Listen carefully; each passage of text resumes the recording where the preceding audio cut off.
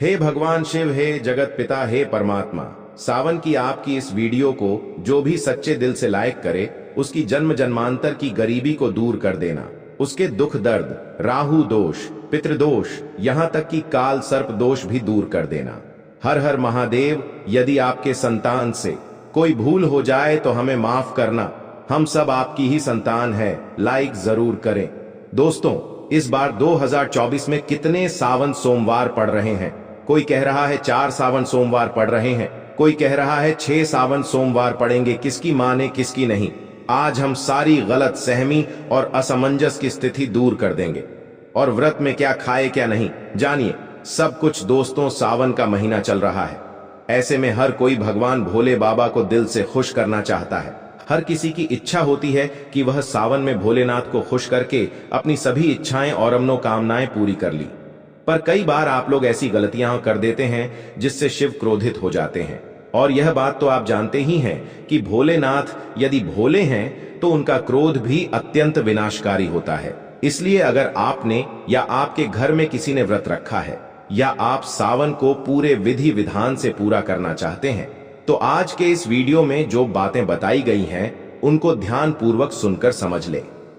सावन में कई ऐसे काम होते हैं जिनको करना वर्जित माना गया है। अगर भोले बाबा की कृपा हो जाए तो काल भी आपका कुछ नहीं कर पाएगा, क्योंकि कालों के भी काल है महाकाल। इसलिए अगर आप भी महादेव की कृपा पाना चाहते हैं तो सच्चे दिल से कमेंट बॉक्स में लिखे हर हर महादेव, ओम नमः शिवाय और अपनी राशि जरूर डाल दीजिएगा। यदि हमारे पास सावन में आपकी राशि के अनुसार कोई उपाय होगा तो वह आकर हम आपके कमेंट में जरूर बताएंगे और आपको बड़ा लाभ होगा। दोस्तों, सावन सोमवार व्रत में क्या खाए क्या नहीं खाए, सावन में लहसुन प्याज खाए या नहीं, व्रत में नमक खाए या नहीं, कौन सी गलती नहीं करनी चाहिए, पति पत्नी को दूरी क्यों बनानी चाहिए और कौन से रंग के कपड़े नहीं पहनने चाहिए, ऐसी कौन सी गलतियां हैं जिन्हें सावन के दौरान हमें भूल कर भी नहीं करना चाहिए। और मंदिर में जो एक लोटा जल रखा जाता है उसका क्या करे, पी जाए, तुलसी में डाल दे या पेड़ पौधों में डाल दे या इस जल से स्नान करे। साथ ही सावन के इस पवित्र महीने में कितने सोमवार पड़ रहे हैं और सावन की समाप्ति कब है, आइए जानते हैं सब कुछ इस वीडियो में। दोस्तों, सावन का महीना कोई मामूली महीना नहीं होता है। यह महीना साक्षात एक ऐसे प्रेम की सौगात लेकर आता है जिसका भक्तों को बड़ी बेसब्री से इंतजार रहता है। सावन का महीना इतना पवित्र होता है जिसका आप अंदाजा भी नहीं लगा सकते।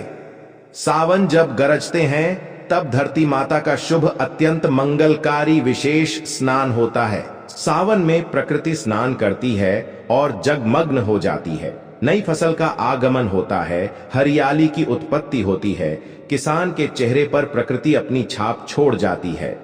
सावन का त्योहार भारत में तो मनाया ही जाता है, लेकिन क्या आप जानते हैं विदेशों में भी सावन का पवित्र महीना बड़े जोरों शोरों के साथ और खुशी के साथ मनाया जाता है।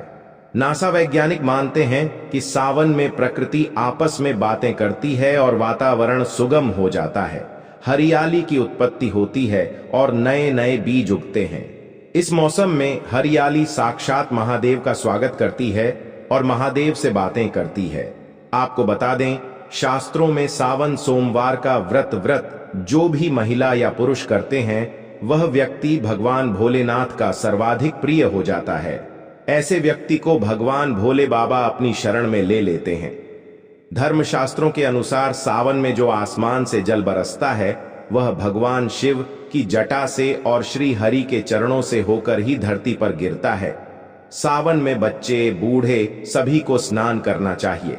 साक्षात भगवान शिव और श्री हरि का आशीर्वाद बरसता है। सावन में स्नान करने वाले छोटे छोटे शिशु, छोटे बालक, बच्चे, बूढ़े, बुजुर्ग, महिलाएं जब स्नान करते हैं तो इससे वह बीमारी से मुक्त हो जाते हैं। तो साक्षात सावन में स्नान नहीं करते, बारिश में स्नान नहीं करते, वह पापी कहते हैं, लाते हैं। इसीलिए पाप से बचने के लिए सावन में स्नान, बरसात में स्नान अवश्य करना चाहिए। बच्चे महीने के हैं, दिनों के हैं तो उन्हें बरसात की थोड़ी सी बूंद मस्तक पर जरूर डलवाना चाहिए। बरसात की एक बूंद भी अमृतुल्य होती है। जो बरसात में स्नान नहीं करते उनको सैकड़ों पाप लग जाते हैं। दोस्तों, जो लोग लड्डू गोपाल की सेवा करते हैं, तो लड्डू गोपाल हमारे सदस्य की तरह होते हैं, हमारे बड़े अपने होते हैं, हमारे घर के राजा होते हैं, किंग ऑफ द वर्ल्ड होते हैं। ऐसे में भगवान श्री कृष्ण को या लड्डू गोपाल को बरसात स्नान अवश्य करना चाहिए। सावन की पहली बरसात में लड्डू गोपाल को स्नान जरूर कराए। उन्हें चांदी की थाली में, पीतल की थाली में या माटी की थाली में रखकर स्नान अवश्य कराना चाहिए। सावन की पहली बरसात लड्डू गोपाल को अत्यंत प्रिय है। लड्डू गोपाल की विशेष कृपा पाने के लिए सावन के पहले ही दिन लड्डू गोपाल को स्नान अवश्य कराना चाहिए। इससे साक्षात लड्डू गोपाल की पूरे परिवार पर कृपा बरसती है। लड्डू गोपाल बहुत प्रसन्न होते हैं, अत्यंत खुशी से झूम उठते हैं, नृत्य करते हैं और सावन में प्रसन्न रहते हैं। दोस्तों, सावन में कांवड़ यात्रा का क्या कहना? शास्त्रों के अनुसार माना जाता है कि सबसे पहली कांवड़ यात्रा भगवान परशुराम ने भगवान शिव को समर्पित अपने कांधे पर उठाई थी। तभी से भगवान शिव को प्रसन्न करने के लिए कांवड़ यात्रा की जाती है। दोस्तों, लेकिन क्या आप जानते हैं, सावन में 10 ऐसे नियम हैं जो आपको जानना बहुत ही आवश्यक है। अगर इन नियमों का पालन अगर आप अपने जीवन में नहीं करते हैं तो आपको भगवान शिव के क्रोध का सामना करना पड़ सकता है। आपका पूरा परिवार गरीबी, निर्धनता और बर्बादी का सामना कर सकता है। दोस्तों, आज की वीडियो बहुत ही सुंदर है। वीडियो को अंत तक जरूर देखें, क्योंकि अधूरा ज्ञान हमेशा खतरनाक साबित होता है। इसलिए वीडियो को पूरा अंत तक जरूर देखें और सच्चे दिल से कमेंट बॉक्स में लिखे हर हर महादेव, ओम नमः शिवाय और वीडियो को लाइक जरूर करें। आइए जानते हैं दोस्तों। सबसे पहले जानते हैं सावन सोमवार व्रत की तारीखें। पहला सोमवार है का व्रत रथ 22 जुलाई, दूसरा सोमवार का व्रत 29 जुलाई, तीसरा सोमवार का व्रत 5 अगस्त, चौथा सोमवार व्रत 12 अगस्त, पांचवा व्रत 19 अगस्त को रखा जाएगा। सावन का पवित्र महीना 22 जुलाई को पड़ा है और इसी दिन सावन का पहला व्रत सावन सोमवार पड़ा है कि बहुत ही शुभ और अत्यंत दुर्लभ मंगलकारी माना जा रहा है। पहले दिन सावन सोमवार का व्रत विशेष है, दुर्लभ है। कई सैकड़ों सालों के बाद जाकर के महासंयोग आ रहा है।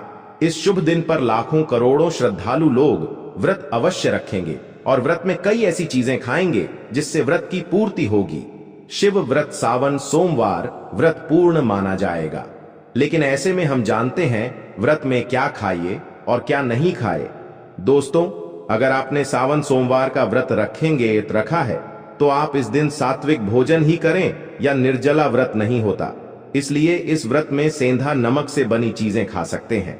अगर आपने फल खाने पर संकल्प लिया है तो नमक भूल कर भी ना खाए। आप फल वगैरह ही खाइए और कुछ मत खाना। व्रत में बाहर का गन्ने का जूस मत, उसमें नमक पड़ा होता है। बर्तन कोई कितना भी साफ कर ले, नमक रह ही जाता है। बाहर का जूस भी मत पीना, उनके बर्तनों में भी नमक पड़ा होता है। जो हम घर में देखभाल कर लेंगे, व्रत की वह बाहर नहीं कर पाएंगे और वह नमक आपके मुंह तक जाएगा तो आपका व्रत खंडित हो जाएगा। व्रत में डब्बा बंद जूस नहीं पीना चाहिए, उसमें कहीं केमिकल पड़े होते हैं जिससे व्रत टूट जाता है। और व्रत में लंबे समय का रखा हुआ भोजन कभी नहीं करना चाहिए, वह दूषित भोजन कहलाता है। जीस में विष होता है। दोस्तों, सावन में कई बार शुक्रवार का दिन पड़ जाता है तो खट्टा भूल कर भी मत खाना, क्योंकि माता संतोषी इस दौरान जागृत अवस्था में हो जाती है, वह रुष्ट हो जाएंगी। जिस दिन आप पानी, पूरी इमली की चटनी वगैरह, खट्टे फल वगैरह जाने अनजाने में भी मत खाना, क्योंकि इससे माता संतोषी क्रोधित हो जाएंगी। एक बार माता संतोषी रुष्ट हो गई तो आपको जिंदगी भर कष्ट भोगना पड़ेगा। माता रानी भोली है, पर सावन के महीने में जो भी शुक्रवार के दिन खट्टा खाता है उसे परेशानी और माता के क्रोध का सामना करना ही पड़ता है। सावन में साधारण नमक फलों पर लगाकर या अमरूद के बीच में भरकर भूल कर भी नहीं खाना चाहिए। आप सेंधा नमक फलों पर लगाकर खा सकते हैं। सावन के व्रत में चाय आप पी सकते हैं, लेकिन चाय में नमक मत डालना, इससे हड्डियां गल जाती है। सावन के व्रत में दूध नहीं पीना चाहिए, इससे भगवान शिव क्रोधित हो जाते हैं। सावन में हल्दी मिलाकर दूध पीने से भयंकर श्राप लगता है। 52 में बच्चों को दूध पी लेना चाहिए, पर घर में बड़ों को दूध नहीं पीना चाहिए। यदि कोई बीमार है, किसी कारणवश यदि दूध की आवश्यकता हो तो उसे पी लेना चाहिए। यदि सावन का व्रत अगर आपने मीठे पर रखा है तो आप मीठी मीठी बर्फी भोग लगाने के बाद खा सकते हैं। शिव को भोग लगाने के बाद खीर परांठा या दही परांठा खा सकते हैं। मीठी मिश्री खाए या आटे का मीठा मीठा चीला बनाकर आप खा सकते हैं। यदि व्रत सख्त रूप में रखा है तो आप चाहे तो सेंधा नमक से बने आलू के पकवान खा सकते हैं। आलू की सब्जी कुत्तू की रोटी के साथ खा सकते हैं। सादा दही में डालकर खीरा खा सकते हैं। धनिया खा सकते हैं। लौकी या कद्दू की सब्जी भी खा सकते हैं। और आटा खाते समय आटा ध्यान से देख लें, पुराने आटे में कीड़े पड़ जाते हैं जिससे आपका व्रत खंडित हो सकता है। व्रत भारी को सावन सोमवार के व्रत में बेसन, मैदा, सत्तू, अन्न और अनाज का सेवन नहीं करना चाहिए। सावन में जितना जल्दी हो सके सावन शुरू होने से पहले यदि घर में आपके बैंगन की सब्जी या साबुत बैंगन रखा हुआ है तो उसे तुरंत हटा दे। इससे भगवान शिव अत्यंत क्रोधित हो जाते हैं। सावन में यदि पालक का साग रखा है तो घर से बाहर फेंक दे। साग सब्जियां सावन में खाना वर्जित होती है, खासकर बैंगन तो घर में भूल कर भी नहीं रखना चाहिए, नहीं तो घर हो जाएगा कंगाल। भगवान शिव क्रोधित हो जाते हैं। सावन में घर में बैंगन रखने से विनाश होता है। इसके अलावा अन्य किसी भी व्यक्ति को मांस, मदिरा, लहसुन, प्याज इत्यादि का भी सेवन नहीं करना चाहिए। वहीं व्रत रखने वाले व्यक्ति को धनिया पाउडर, मिर्ची पाउडर, सादा नमक का सेवन भूलकर भी नहीं करना चाहिए। गर्म मसाला या पैकेट पर सामग्री बिना पड़े कोई भी डब्बा बंद पैकेट नहीं खाना चाहिए। 9% डब्बा बंद सामान में लहसुन प्याज पड़ा होता है। आप कभी इंग्रेडिएंट्स पढ़ सकते हैं। लहसुन प्याज सबसे ज्यादा इस्तेमाल होता है डब्बा बंद चीजों में और सावन में। यदि हमने गलती से यह चीज खली तो हमारा व्रत टूट सकता है। सावन में चाहे आपका व्रत हो या ना हो, किसी भी उस व्यक्ति को खड़ी पकड़ा नहीं खाना चाहिए। वहीं पत्तेदार सब्जियां जैसे पालक, मेथी, लाल भांजी, बथुआ, पत्ता गोभी जैसी सब्जियां या साग सब्जियां भूलकर भी नहीं खानी चाहिए। यह जहर के सामान मानी जाती है। इसमें कीड़े आ जाते हैं, सांप, बिच्छू वगैरह आ जाते हैं और जो भी व्यक्ति सावन में बैंगन की सब्जी खाता है उस व्यक्ति को घोर पाप लग जाता है। इसी कारण लोग द्वादशी और चतुर्दशी पर बैंगन नहीं खाते। पत्तेदार सब्जियां क्यों नहीं खाई जाती, इसके पीछे एक कथा है, मैं आपको बताऊंगा। दोस्तों, सावन के पवित्र महीने में कौन सी गलतियां नहीं करनी चाहिए? यह गलतियां पाप का भागीदार तो बनाती ही है, साथ ही साथ ऐसा व्यक्ति नरक में अटका ही रह जाता है। सावन में घर के सभी लोगों को सुबह जल्दी उठना चाहिए और जितना जल्दी हो सके कम से कम पहला सावन स्नान अवश्य करें। परिवार में सबको स्नान करना चाहिए। यदि कोई बीमार है तो उस पर गंगा जल के छींटे मार दें। सावन में किसी भी गरीब का अपमान न करें, क्या पता उस गरीब के रूप में भगवान शिव हो, क्योंकि भगवान शिव सावन में अपने भक्तों की परीक्षा लेने आते हैं। सावन में देर तक सोने वाली महिला का पति बर्बाद हो जाता है और उसकी मृत्यु निकट भविष्य में जल्दी हो जाती है। इसलिए पति के उठने से पहले सावन में हर स्त्री को जल्दी उठ जाना चाहिए और भगवान शिव की पूजा करनी चाहिए। सोमवार व्रत अवश्य करना चाहिए। ऐसा करने से धन लक्ष्मी का वास होता है। सावन में पति पत्नी को सहवास नहीं करना चाहिए। अगर आपने व्रत रखा है या आपकी पत्नी ने व्रत रखा है तो आप दूरी बनाकर रखें, क्योंकि इस दौरान ऐसा व्यक्ति भगवान शिव की शरण में होता है। सावन में घनघोर काले वस्त्र पहनकर शिव मंदिर में नहीं जाना चाहिए। चाहे तो आप घर में काले वस्त्र पहन सकते हैं, लेकिन मंदिर में भूल कर भी मत जाना और ना ही व्रत में काले वस्त्र पहनना चाहिए। वैसे तो सावन में लहसुन, प्याज नहीं खाना चाहिए, पर यदि आपका व्रत है तो उस दिन पूरे परिवार को लहसुन, प्याज से परहेज करना चाहिए। सावन के महीने में घर में गंदगी नहीं होनी चाहिए, इससे प्रकृति नाराज हो जाती है। सावन में आपके घर का जो मंदिर है उसमें माचिस के खाली पड़े डिब्बे या माचिस नहीं रखनी चाहिए। सावन में घर में किसी भी व्यक्ति को गाली नहीं देनी चाहिए, चुगली आदि नहीं करनी चाहिए। पत्नी को अपशब्द नहीं कहने चाहिए और ना ही पति को अपशब्द कहने चाहिए, इससे भगवान शिव आपको श्राप दे देते हैं। सावन में जो भी व्यक्ति दूध में हल्दी डालकर पीता है उसके ऊपर महाकाल का क्रोध बरसता है। सावन में बाल, नाखून, दाढ़ी वगैरह नहीं बनवाना चाहिए या आपको पहले कर लेना चाहिए। कोई ज्यादा समस्या हो तो आप ऐसा कर सकते हैं, पर शिव जी से एक क्षमा अवश्य मांग ले। सावन में शरीर पर तेल नहीं लगाना चाहिए। यदि आपका व्रत है तो आप शरीर पर तेल न लगाए। दोस्तों, माता पिता का सम्मान करना चाहिए, क्योंकि मां माता पार्वती और पिता भगवान शिव को माना जाता है। इसीलिए माता पिता में इन दोनों का वास होता है। मां पिता का आदर करने से भगवान शिव और माता पार्वती प्रसन्न होते हैं। सावन में देवी देवता से जुड़ी कोई भी शुभ चीज उपहार के तौर पर कभी किसी को मत देना, नहीं तो भगवान शिव आपके घर से सदैव के लिए चले जाएंगे। दोस्तों, अब जानते हैं सावन के इस पवित्र महीने में शिवलिंग पर कौन कौन सी चीजें नहीं चढ़ानी चाहिए जिससे आपको पाप ना लगे। शिव पुराण के अनुसार शिव भक्तों को कभी भी भगवान शिव को तुलसी, हल्दी और सिंदूर सहित ये 6 वस्तु नहीं चढ़ानी चाहिए।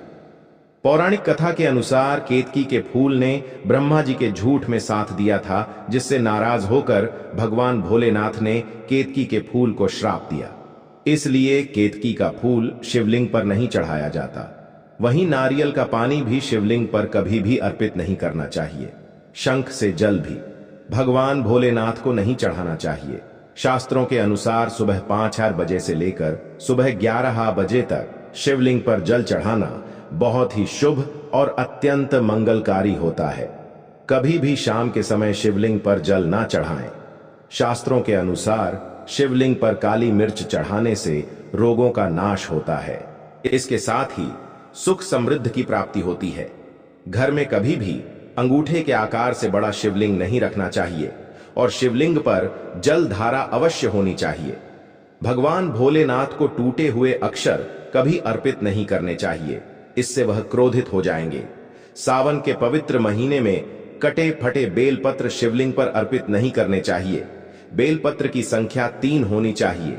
बेलपत्र पूरे साबित होने चाहिए, लेकिन आप 6 महीने पुराने बेलपत्र भी शिवलिंग पर अर्पित कर सकते हैं, लेकिन वह कटा फटा ना हो। 6 महीने तक बेलपत्र पवित्र और शुभ माना जाता है। सच्चे दिल से बेलपत्र शिवलिंग पर चढ़ाने से 21 मनोकामनाएं पूर्ण हो जाती हैं। भगवान शिव को दूध में पानी डालकर नहीं अर्पित करना चाहिए, इससे आपको फल भी इसी तरह मिलेगा।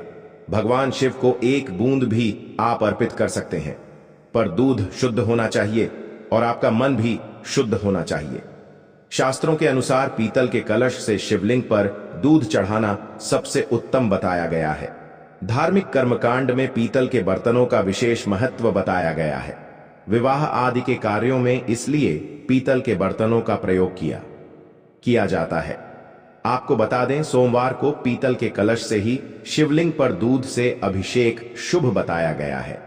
स्टील और प्लास्टिक से बने बर्तन का प्रयोग ना करें। शिवलिंग पर जल चढ़ाते समय जल आपके पैरों के पास नहीं जाना चाहिए, अशुभ माना जाता है। उसे लांघना भी नहीं चाहिए, उसे हम जलहारी कहते हैं। सावन में जल अपने घर का होना चाहिए। मंदिर से जल भरकर मंदिर में ही अर्पित नहीं करना चाहिए, इससे आपका भाग्य खराब हो सकता है। दोस्तों, सावन में यह चीज खा लेने से दुनिया की कोई भी ताकत आपको धनी होने से रोक नहीं पाएगी। मैं ईश्वर की सौगंध खाता हूं, अगर आपने सावन में यह चीज खा ली तो आपको करोड़पति होते देर नहीं लगेंगी, लेकिन सच्चे दिल से ही खाना है। आइए जानते हैं, सावन में शिव भक्तों को शिवलिंग पर चढ़ा हुआ प्रसाद के रूप में धतूरा जरूर खाना चाहिए। इसे आपको ज्यादा नहीं खाना है, बस अपनी जुबान पर हल्का सा टेंच करना है। ज्यादा खाएंगे तो आप बीमार पड़ जाएंगे, इसीलिए बस टेंच कर ले। आप देखना, आपके अंदर सकारात्मकता का संचार होगा और आपको धनी होने से कोई नहीं रोक पाएगा। दूसरा है बेलफल। बेलफल प्रसाद के रूप धूप में खाने से माता पार्वती के साथ साथ भगवान शिव की कृपा भी बरसेगी और समस्त 33 कोटि देवी देवता आपको धनवान बनाएंगे। बस यह चीजें आपको खाना है और आप खुद देखना, आपको धनी होने से दुनिया की कोई भी ताकत रोक नहीं पाएगी। दोस्तों, आखिरी में अब हम जानते हैं, सावन में जो घर के मंदिर के अंदर जो 1 लोटा जल रखा जाता है उसका क्या करें। मंदिर का लोटा कैसा हो, पीतल का हो, तांबे का हो, और मंदिर में जो 1 लोटा जल रखा होता है उसका क्या करें।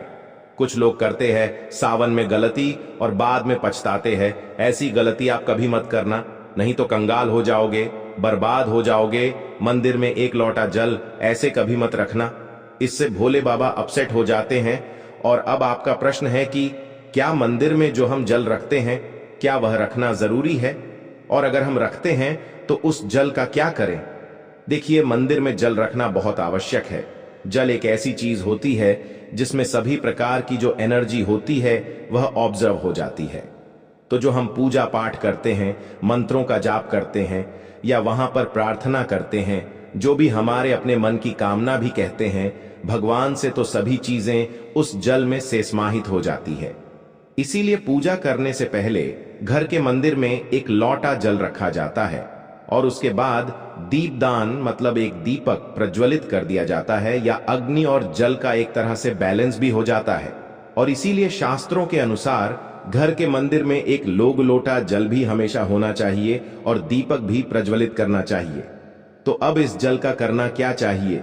देखिए, जब हम जल रखते हैं सुबह की पूजा में रखते हैं, मतलब सुबह जो हम पूजा करते हैं, प्रातःकालीन पूजा, उस समय जल रखा जाता है और वह जल हम अगले दिन उठते हैं। मतलब जब आप अगले दिन पूजा करने जाते हैं दोस्तों, स्नान इत्यादि करने के बाद तो आप उस जल को उठाते हैं। सबसे पहले तो उस जल का प्रयोग सुन लीजिए। आप अपने घर के सारे कमरों में, मतलब पूरे घर में उस जल का छिड़काव करते हैं, तो इससे आपके घर का शुद्धिकरण हो जाता है, क्योंकि वह बहुत ही पॉजिटिव एनर्जी से भरा हुआ जल होता है। इससे कई बीमारियां स्वतः ही दूर हो जाती हैं। उस जल का छिड़काव करने से किसी भी प्रकार की नकारात्मक ऊर्जा का प्रवेश आपके घर में नहीं होता। किसी भी प्रकार की परेशानी आपके घर में हो, अगर आप नियमित तौर पर उस जल का छिड़काव करें अपने घर में, तो निश्चित ही आप परेशानियों से मुक्ति पा जाते हैं। किसी के कृत्य तंत्र मंत्र के प्रभाव से मुक्ति पा जाते हैं। दूसरा, इसका उपाय आप कर सकते हैं। जैसे कि घर में कोई बीमार है तो आप इस जल को उस व्यक्ति को पीने के लिए दे सकते हैं।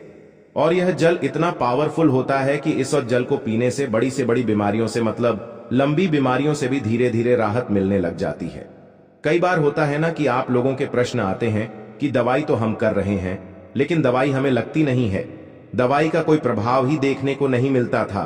तो ऐसे में अगर दवाई के साथ साथ उस जल को पीने के लिए रोगी को दिया जाए, यानी मेडिसिन इसी पानी से अगर खाई जाए, तो बहुत अच्छी दवाइयां काम करने लग जाती है। और जैसे कि परिवार में अगर बहुत अधिक क्लेश रहता है, हमेशा आपस में सामंजस्य बनता ही नहीं है, आपस में हर बात पर मतभेद होता है, तो परिवार के भी सदस्य इस जल में से अगर थोड़ा थोड़ा पीते हैं तो धीरे धीरे विचारों में परिवर्तन आने लग जाता है। सकारात्मक विचार सभी के होने लग जाते हैं और आपस में समन्वय होने लग जाता है। घर से कलह, क्लैश और मतभेद हमेशा के लिए समाप्त हो जाते हैं। और मंदिर में रखे हुए जल का अगला उपाय क्या है? देखिए, अगर आप कोई दुकान करते हैं, कोई व्यापारिक स्थल है आपका, तो प्रतिदिन इसी जल में से थोड़ा सा जल ले जाकर दुकान पर, व्यापारिक स्थल पर छिड़काव कीजिए। इससे आपकी दुकान, आपका काम बहुत अच्छा चलता है। मतलब किसी भी प्रकार की परेशानी आपके ये व्यापारिक स्थल पर नहीं आती है, क्योंकि जैसा मैंने आपको बताया, ये जो जल होता है बहुत पावरफुल होता है, बहुत पॉजिटिव होता है। अब मंदिर में रखा एक लोटा जल पावरफुल और पॉजिटिव से भरा क्यों होता है? क्यों इसमें सकारात्मक ऊर्जा का भंडार होता है? आइए जानते हैं। देखिए, जल जो होता है, अमृत हुआ, मीठे मीठे फल हुए, भोजन हुआ, अनाज हुआ, उससे भी बढ़कर माना जाता है। देवी देवता आपके दिए हुए इसी जल को ग्रहण करते हैं। मंदिर में एक लोटा जल रखना उतना ही जरूरी है जितना आप सुबह, दोपहर, शाम का भोजन करते हैं। जब हम भगवान की पूजा करते हैं और तांबे के पात्र में या पीतल के पात्र में एक लोटा जल जरूर रखते हैं। जल जो होता है सागर रूपी होता है और यही सागर आपकी नया पार लगता है। मंदिर में एक लोटा जल रखने का कारण एक और ये होता है कि जो लोग भगवान को डेली भोजन नहीं करा सकते, तो वह मंदिर में एक लोटा जल रखते हैं ताकि भगवान इसे ग्रहण करें। और यह जल रूपी प्रसाद अगले दिन सुबह के समय आप प्रसाद समझकर ग्रहण करें। लेकिन याद रहे, मंदिर में रखा लोटा जल कभी भी तुलसी में अर्पित नहीं करना चाहिए। उसके लिए आप अलग से तांबे के पात्र से तुलसी में जल अर्पित कर सकते हैं, क्योंकि यह जल सभी देवी देव देवता ग्रहण करते हैं, तो इसीलिए तुलसी में डालना वर्जित है।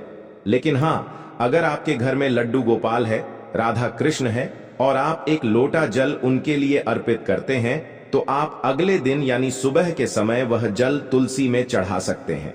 मंदिर में जो एक लोटा जल रखा होता है उसके अगले यानी सुबह के समय आप इस जल से अपनी आंखें जरूर धोया करें। इससे आंखों में रोशनी बढ़ती है और आंखों में जितनी भी बीमारी आ जाती है वह दूर होती है।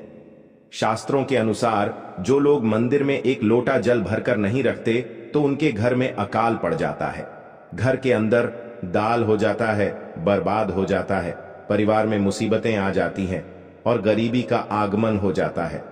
आप चाहे तो एक लोटा जल में पुष्प आदि डालकर रख सकते हैं, बहुत ही शुभ माना जाता है। मंदिर में जो जल रखा जाता है उससे हम और क्या क्या कर सकते हैं, आइए जानते हैं। तो इस जल का छड़ना, काम करने से बहुत सारी परेशानियां स्वतः ही समाप्त हो जाती हैं। जैसे अगर आपके दुकान पर किसी की नजर लगी है, बहुत से लोगों के प्रश्न आते हैं कि हमारे काम को किसी ने बांध दिया है, मतलब किसी की बुरी नजर ऐसी लग गई है कि पहले तो दुकान बहुत अच्छी चलती थी, अब नहीं चल रही है। तो आप इस उपाय को कर सकते, निश्चित ही बहुत जल्द ही आपको परेशानियों से मुक्ति मिल जाती है और दिन दूनी रात चौगुनी आपके व्यापार में तरक्की होती है। और हां, मंदिर में रखे हुए जल को आप अपने घर की रसोई में खाना बनाने में, पीने में भी प्रयोग कर सकते हैं, लेकिन खाना बनाने में प्रयोग तभी कीजिए जबकि आपके घर में बिल्कुल सात्विक भोजन बनता हो। मतलब लहसुन प्याज अगर आपके घर में बनता हो तो खाना बनाने में इस जल का प्रयोग नहीं किया जा सकता है। फिर आप इस जल को थोड़ा थोड़ा परिवार के सदस्य मिलकर ग्रहण कर सकते हैं और बचे हुए जल को आप अपने घर में पौधों में डाल सकते हैं। तो देखिए, ऐसा नहीं है कि मंदिर पर रखा हुआ जल बेकार होता है, किसी काम का नहीं होता है। बहुत सारे उपयोग इस जल के होते हैं। अगर हम सही तरीके से इसे प्रयोग करें तो अपने जीवन की बहुत सारी परेशानियों का समाधान मात्र इस एक लोटा जल से हम कर सकते हैं। तो ध्यान रखिए कि मंत्रों से अभिमंत्रित जल बहुत महत्वपूर्ण होता है, बहुत शक्तिशाली होता है और हमारे घर के मंदिर पर रखा हुआ जल देवताओं का आशीर्वाद होता है, क्योंकि पूरे समय वह देवताओं के पास होता है। देवी देवता वहां पर रहते हैं तो उस जल में हर प्रकार की शक्ति समाहित होती है जो कि सकारात्मक शक्तियां होती हैं। और इस जल का प्रयोग अगर हम सही तरीके से करते हैं, मतलब पीने में करते हैं, खाना बनाने में करते हैं, घर में जल का छिड़काव करने में करते हैं, तो इससे हमारी समस्याओं का समाधान होता है। और अगर कोई भी कार्य नियमित तौर पर मतलब प्रतिदिन किया जाता है तो उसका हमें लाभ प्राप्त होता है। कभी कभी करेंगे तो निश्चित ही आपको उतना लाभ दिखाई नहीं देगा, लेकिन अगर आप नियम बना लेंगे कि हर रोज उसी जल से घर में छिड़काव करना है, घर में प्रत्येक व्यक्ति को थोड़ा थोड़ा पीने के लिए देना है, बचे हुए जल को पौधों में डाल दीजिए, दुकान पर छिड़क दीजिए, अपने घर के व्यापारिक स्थल पर छिड़काव कीजिए, बच्चों की बुक्स पर छिड़काव कीजिए, अपने घर की तेजोर में हर जगह इस जल का छिड़काव कीजिए और नियमित तौर पर कीजिए। चमत्कार आपको निश्चित ही देखने को मिलेगा। इसी प्रकार से जो रसोई में रखा हुआ जल होता है उसका छिड़काव अपने घर के मुख्य द्वार पर कीजिए, तो इसका भी आपको लाभ बहुत ही शीघ्र दिखाई देगा। लेकिन इसे अपने रूटीन में शामिल करना होगा, प्रतिदिन नियम से यह कार्य करना होगा, तभी आपको लाभ देखने को मिलेंगे। और हां, कई लोगों के प्रश्न आते हैं कि मंदिर पर जो रखा हुआ जल होता है तो जब हम अगले दिन उठाते हैं तो उसमें कई बार कुछ चीजें पड़ जाती है, कोई कीड़े मकोड़े पड़े जाते हैं कि खुला होता है, तो क्या हम उसे ढक सकते हैं? जी हां, बिल्कुल ढक सकते हैं। जब आप पूजा करते हैं सुबह के समय, तो जब तक पूजा कर रहे हैं, जब तक मंत्रोच्चारण कर रहे हैं, तब तक जल खुला रखिए। और उसके बाद जैसे कि आप पूजा पर से उठते हैं तो उससे पहले जल को किसी भी प्लेट से या कटोरी से ढक दीजिए। फिर जब आप अगले दिन उस जल को उठाएंगे तो बिल्कुल शुद्ध और साफ सुथरा जल आपको मिलेगा और उस जल का प्रयोग आप अपने किसी भी कार्य में कर सकते हैं। और दोस्तों, आप जब भी घर के मुख्य द्वार पर जल छिड़काव करें तो गणेश जी भगवान का यह मंत्र जरूर बोलें, ओम गणपति जी। और जो हमने आपको वीडियो में बताया है उसे ध्यानपूर्वक अच्छी तरीके से समझकर अपने घर के मुखिया द्वार पर जल का छिड़काव करेंगे। दोस्तों, अगर आप वाकई में भगवान शिव से प्यार करते हैं तो कमेंट बॉक्स में हर हर महादेव अवश्य लिखकर जाए। भोले बाबा आपकी सभी मनोकामना